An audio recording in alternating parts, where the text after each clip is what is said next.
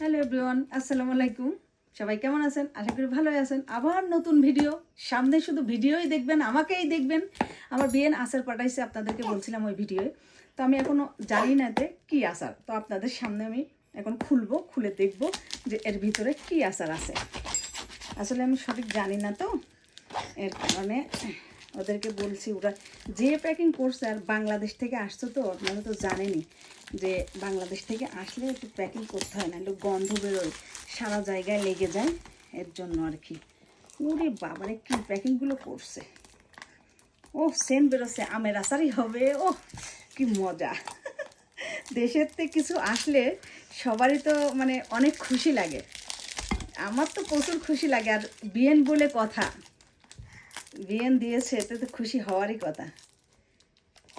কয়জনের বিয়েন এরম দেয় তা আমি জানি না, তবে আমার বিয়েন যে দিছে এটাই তো আল্লাহর কাছে লাখ লাখ শুকরিয়া। ওহ, খোলাই তো যাচ্ছে না, এখন কি করব, খোলা যাচ্ছে না। খোলা গেছে। এই দেখুন গাইস, এই যে ঝুরিয়াম বলে না, ঝুরিয়াম করে শুকিয়ে রসুন পেঁয়াজ তো দেওয়া যায় না, শুকনো মরিচ সব কিছু দিয়ে দিচ্ছে। আমার তো লোভ লাগছে গাইস। কি মজা, অনেক সুন্দর হয়েছে। দেখুন, তো আমার বিয়ের জন্য দোয়া করবেন। ভিডিও ম্যানকে একটু দেন। নাও খাও, দেশের আম। তুমি বলো কেমন হয়েছে? অনেক মজা, অনেক মজা। এর ভিতরে আরো তেল দিয়ে, আলু ভর্তা দিয়ে, শাক দিয়ে, খিচুড়ি দিয়ে খাইলে যে মজা লাগবে।